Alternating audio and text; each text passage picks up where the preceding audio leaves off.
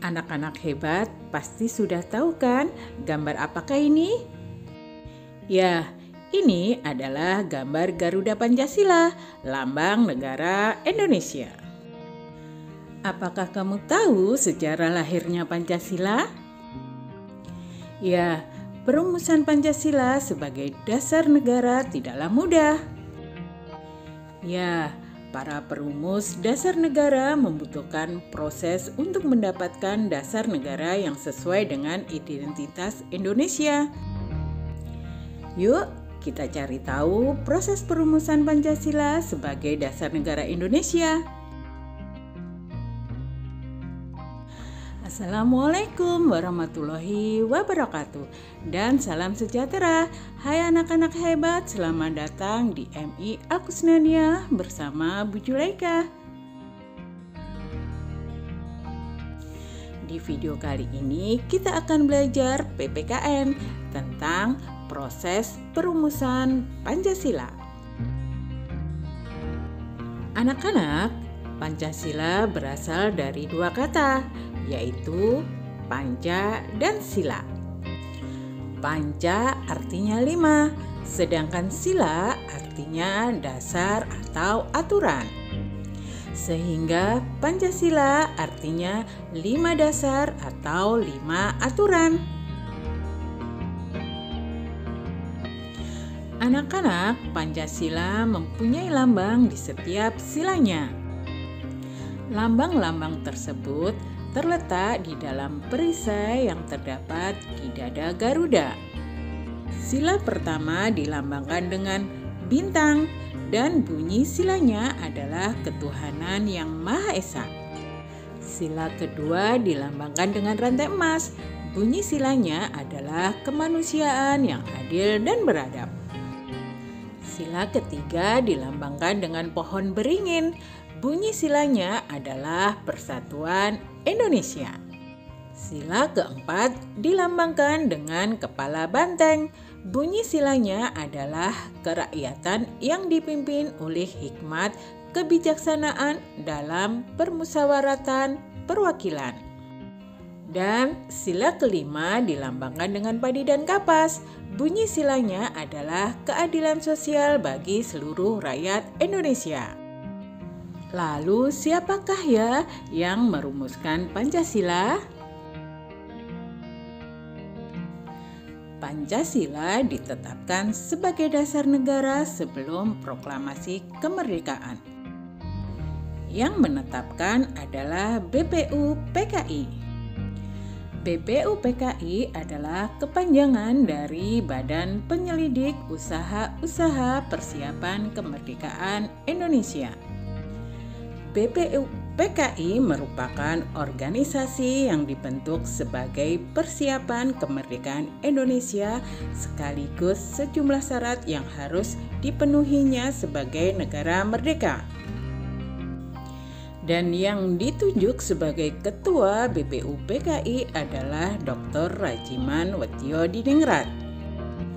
Dan sidang pertama BPUPKI dilaksanakan pada tanggal 29 Mei hingga 1 Juni 1945. Pada pembukaan sidang pertama BPUPKI, Dr. Rajiman Wetio-Diningrat mengatakan bahwa untuk mendirikan negara yang merdeka, maka dibutuhkan suatu dasar negara. Dan 3 tokoh yang mengusulkan rumusan dasar negara adalah Muhammad Yamin, Supomo, dan Insinyur Soekarno. Tokoh pertama adalah Muhammad Yamin. Usulannya disampaikan pada sidang BPUPKI tanggal 29 Mei 1945. Usulannya adalah sebagai berikut. 1. Peri kebangsaan. 2. Peri kemanusiaan. Yang ketiga, peri ketuhanan. Keempat, peri kerakyatan. Dan yang kelima, peri kesejahteraan rakyat. Tokoh selanjutnya yang berperan penting dalam perumusan Pancasila adalah Supomo.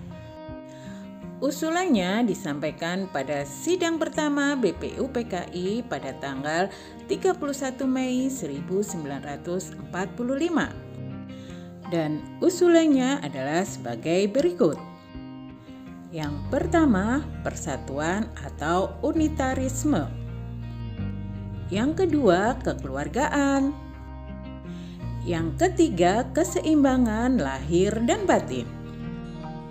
Yang keempat, musyawarah. Dan yang kelima, keadilan rakyat. Tokoh yang ketiga adalah Insinyur Soekarno. Insinyur Soekarno menyampaikan pidato mengenai dasar negara Indonesia merdeka pada tanggal 1 Juni 1945. Dan usulannya sebagai berikut. 1. Kebangsaan Indonesia. 2. Internasional atau perikemanusiaan. Yang ketiga, mufakat atau demokrasi. Yang keempat, kesejahteraan sosial. Yang kelima, ketuhanan yang berkebudayaan. Dan pada kesempatan itu, Insinyur Soekarno menyatakan bahwa usulannya bernama Pancadharma. Lalu dengan anjuran para ahli bahasa, rumusan dasar negara yang diusulkan oleh Insinyur Soekarno dinamakan dengan Pancasila. Maka sejak saat itu hingga saat ini setiap tanggal 1 Juni diperingati sebagai hari lahirnya Pancasila. Saat sidang pertama BPUPKI berakhir, dasar negara masih belum ditentukan.